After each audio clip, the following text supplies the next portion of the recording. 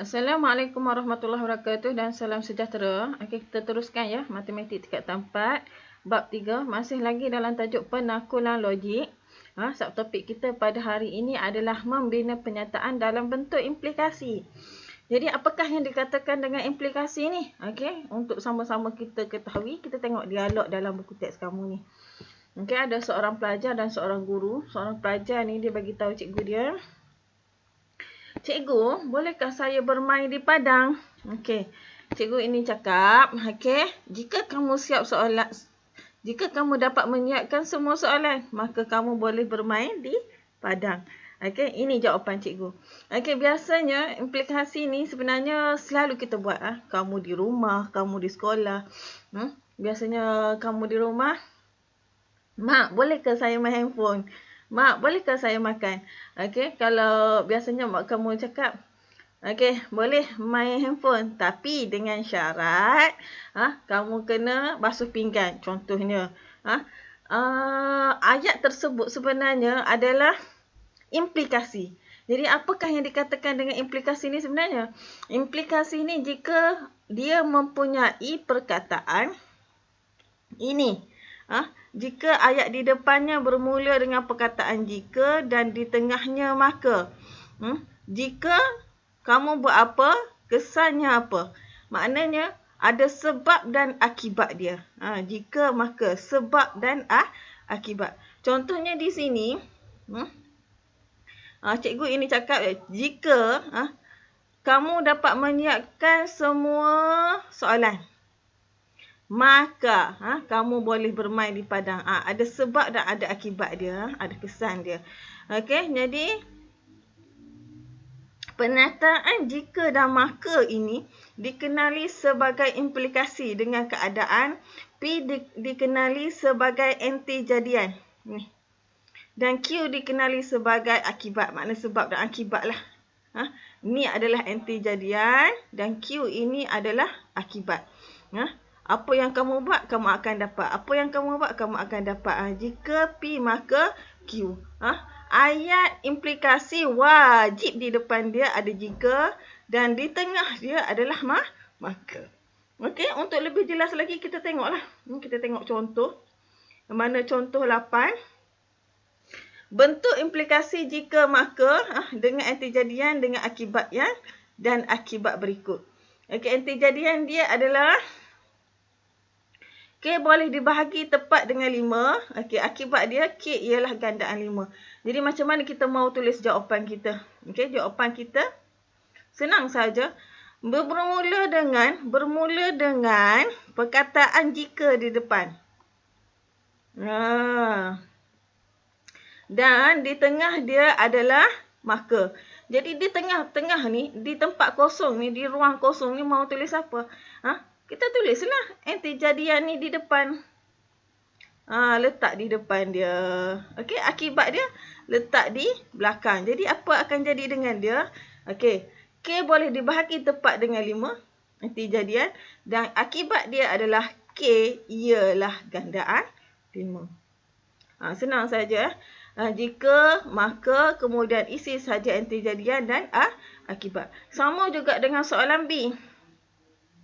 Okey, kamu tak baca soalan pun boleh. Kamu just isi tempat kosong. Yang mana jawapan kamu mesti bermula dengan jika, tempat kosong, kemudian di tengah dia maka dan tempat kosong lagi. Okey. Jadi di sini kita sudah tahu sini adalah anti jadian dan di sini adalah akibat. Okey, apa akan jadi? Okey, tulislah set K jika set K subset kepada set L, maka N ini maksudnya bilangan. Bilangan K lebih kecil daripada bilangan L. Ini senang saja. Pertama sekali kita buat dulu tempat kosong, kemudian masukkan sahaja isi sahaja tempat kosong ni. Yang di depan dia adalah anti jadian dan di belakang dia adalah akibat. Okey, itu sahaja. Okey, seterusnya untuk lebih detail lagi kita tengok contoh lagi. Kita tengok contoh 9. Sekarang soalan dia bagi kepada kamu jika dan maka. Dia bagi ayat ini. Kemudian dia suruh kamu keluarkan apakah anti-jadiannya dan apakah dia punya akibat. Senang saja sebenarnya. Tidak susah. Jadi yang di depan ni, ambil saja yang di depan ni. Di depan ni adalah anti-jadian dan yang di belakang ini adalah akibat. Salin saja jawapan. Salin sahaja. Yang di depan X ialah faktor bagi 16. Akibat dia adalah X ialah faktor bagi 64. Sama juga ya, soalan B. Soalan B. Implikasi dia, jika, maka, kemudian yang di depan dia adalah anti-jadian dan yang di belakang dia adalah akibat. Masukkan ke dalam ruang jawapan. Itu sahaja. Tidak payah. Implikasi ni benda yang paling senang lah. Soalan bonus. Soalan wajib dalam SPM. Wajib ke? Memang akan keluar dalam SPM. Kalau sekatan sebelum inilah. Dan soalan ini adalah soalan bonus. Sebab apa bonus? Sebab dia senang. Senang gila. Kacang gila. Pejam mata pun boleh jawab. Keyword dia, jika di depan, maka di belakang. Okey, seterusnya kita tengok soalan seterusnya. Okey, selain implikasi jika, maka, jika P, maka Q, kita ada satu lagi implikasi. Kita panggil implikasi juga. Yang mana ayat dia adalah P, jika dan hanya jika. Ni yang di tengah dia ni. Juga kerap digunakan dalam penakulan logik. Ni ayat yang pertama dan ayat yang di belakang. Selain daripada jika P, maka Q, ada satu lagi yang kita panggil jika P, jika dan hanya jika Q. Okey? Jadi apakah itu? Jadi kita mahu tengoklah, mahu tengok contoh, mahu detail lagi, mahu lagi faham lagi apakah yang dikatakan P, jika dan hanya jika Q ni, kita tengok contoh. Okey, kita tengok implikasi P, jika dan hanya jika Q. Okey, ada dua. Bila kita pecahkan dia, dia ada dua sebenarnya. Jika tempat kosong, macam tadilah, macam saya bagi tahu tadi. Maka tempat kosong. Jika tempat kosong, maka tempat kosong. Jadi kita mau isi benda ni. Maknanya kita boleh pecahkan kepada dua. Contoh, kalau di sini P yang pertama ini berada di depan. Untuk ayat yang kedua, P akan berada di belakang. Okey, bagi penyataan ini, P, jika dan hanya jika Q ni kita boleh pecahkan menjadi dua ayat. Ini ayat yang pertama dan ini ayat yang kedua. Untuk ayat yang pertama ni, P tadi kita tulis di depan. Untuk ayat yang kedua kita tulis di belakang. Okey, satu lagi. Sama juga dengan Q. Jika Q ini kita tulis di depan, yang ini kita tulis di belakang. Untuk ayat yang kedua, Q ini kita tulis di... kalau yang ini berada di belakang, yang ini akan berada di depan. Okey, untuk lebih jelas kita tengok dalam bentuk ayat. Okey, contoh soalan adalah X tambah 2 sama dengan 5 jika dan hanya jika X equal to 3. Yang mana yang ini adalah nilai merujuk kepada P. Dan ini merujuk kepada Q. Ni Q. Dan ini adalah P. Jadi bila kita masukkan ke dalam ayat ini, apa akan jadi? Akan jadi, okey. Ini kita mau tulis jawapan. Apa akan jadi dengan dia? Yang ini P, jika ayat yang pertama P ini berada di depan. Okey, perhatikan. Jika ayat yang pertama ini P berada di depan ni, di depan. Ini ayat yang pertama, P berada di depan. Untuk ayat yang kedua, P ini akan berada di belakang. Kamu isi tempat kosong sahaja, ganti. Satu depan, satu belakang. Sama juga dengan Q. Sama juga dengan Q, jika yang ini berada di depan, di belakang,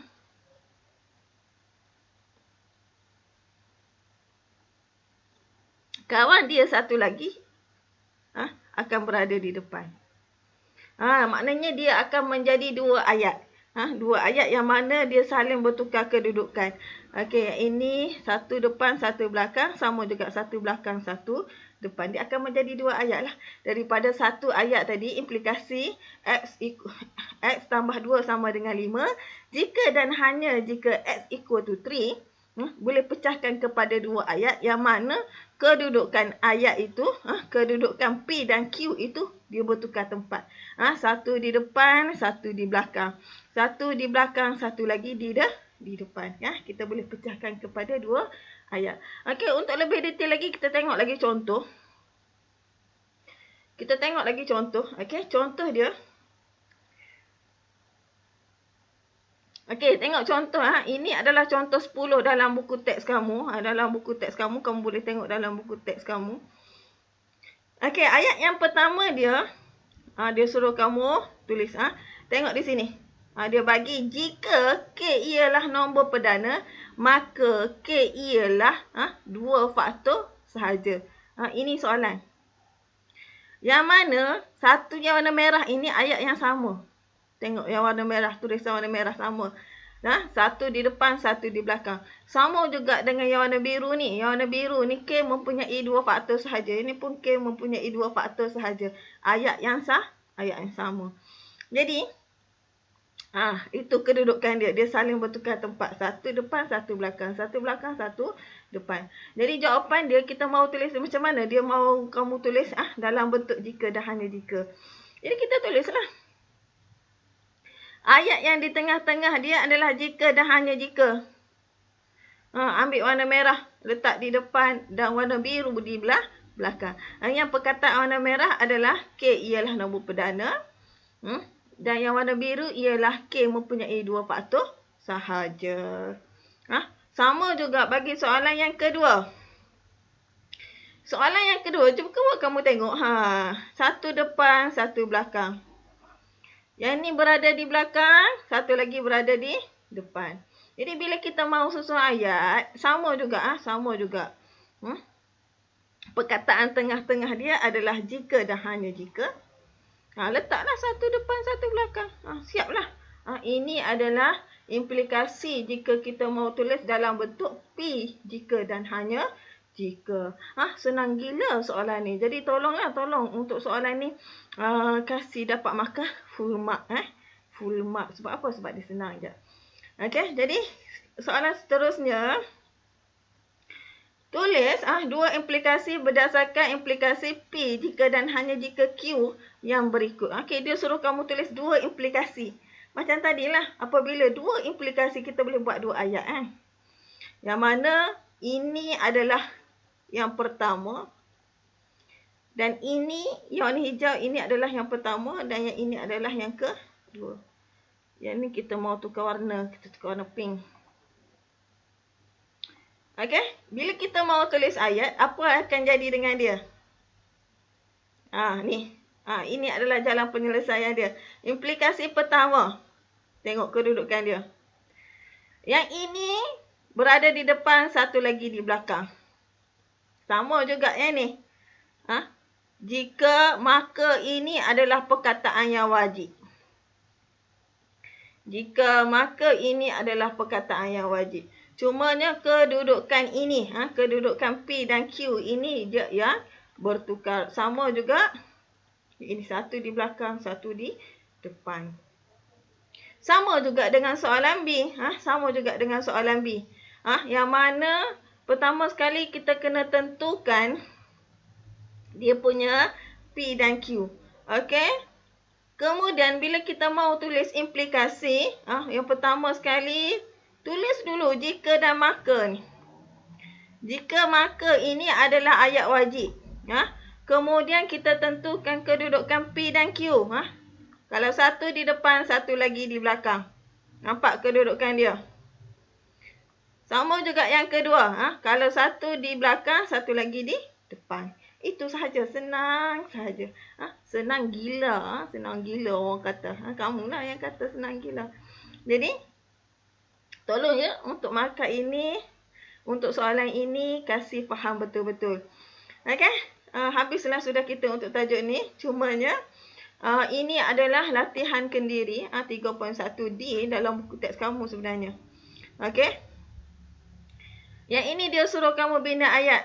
Bina ayat dengan menggunakan perkataan jika P maka Q. Dia bagi kamu anti jadian dan satu lagi akibat. Tulislah. Contoh, saya bagi contoh soalan A. Macam mana mau buat ni? Pertama, jika isi tempat kosong, maka kemudian isi tempat kosong. Apa dia anti jadian dia? X equal to 3. Akibat dia apa dia? X power of 4 equal to 81. Siaplah. Sama juga dengan soalan lain. Soalan yang kedua, tentukan anti jadian dan implikasi daripada jika P dan maka Q. Ayat yang depan ini adalah anti jadian. Dan ayat yang di belakang ini adalah akibat. Yang tengah-tengah ni jika maka. Ini tak ada kaitan. Yang ini anti jadian dan yang di belakang dia akibat. Sama juga yang tengah ni. Perkataan jika maka itu tidak terlibat. X ialah nombor bulat. Anti jadian. Yang di belakang dia ini 2X ialah nombor genap. 2X ialah nombor genap adalah akibat. Itu sahaja. Senang saja. Senang gila. Sama juga dengan soalan nombor 3. Soalan nombor 3 dia kata bentuk implikasi P jika dan hanya jika bagi implikasi tersebut. Senang sajalah. Pertama sekali ayat yang tengah dia mesti ada perkataan jika.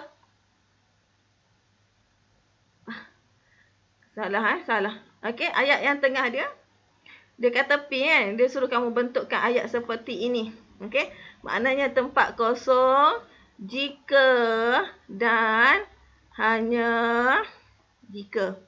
Kemudian tempat kosong balik. Kita tengoklah di sini macam mana mau selesaikan soalan ini. Tak perlu baca soalan pun boleh. Kamu sudah tahu. Kita sudah tahu ni. Ini ayat yang pertama. Sama bahkan. Tulislah di sini. K ialah nombor kuasa 2 sempurna. Jika dan hanya jika mesti tulis ya. Janganlah buat anak panah seperti saya. Saya buat anak panah ni untuk tunjuk contoh sahaja. Jadi ayat yang di belakang dia apa dia? K ialah nombor bulat. Ni sama kan? Tulis yang warna biru ni di sini. Siaplah. Itulah yang dikatakan implikasi P jika dan hanya jika Q. Tulis ayat dia. Okey, seterusnya soalan nombor 4. Tulis 2 implikasi berdasarkan ayat ini. Okey, daripada satu ayat dia suruh kamu pecah kepada 2 ayat. Pertama potong ini ayat ini. Jika dan hanya jika, jika dan hanya jika. Lagi. Jika dan hanya jika, jika dan hanya jika. Bila kita potong ayat jika dan hanya jika, kamu nampaklah. Yang ini adalah P.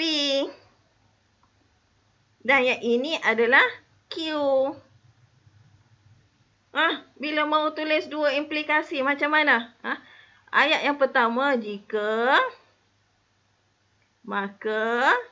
2 implikasi kan? Ini ayat yang pertama, implikasi yang pertama. Implikasi yang kedua, jika tempat kosong, maka. Tulislah. Kalau yang ni di depan, satu lagi di belakang. Sama juga. P, Q sama dengan QR. Ni. Sama dengan PR. Kalau yang di sini di belakang, satu lagi di depan. Itu sahaja. Siaplah soalan ni. Tak ada masalah. Soalan ni senang gila. Okey. Jadi cikgu harap kamu dapat jawab soalan ni dengan baiklah. Jika ada masalah, PM cikgu. Tanya-tanya cikgu. Cikgu akan jawab soalan kamu. Okey. Jadi itu sahaja untuk hari ini. Sekian. Terima kasih.